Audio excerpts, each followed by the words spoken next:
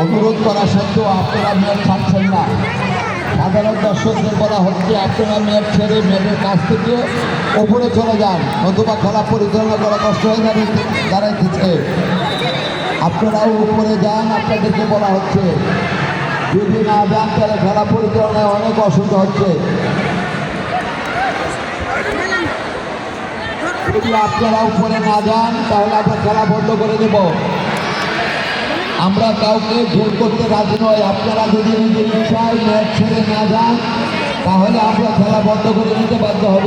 এত এইরকম অবস্থা খেলা পরিচালনা করা সম্ভব নয়। খেলা বন্ধ করে দিতে কিন্তু আমরা উদ্যত হব।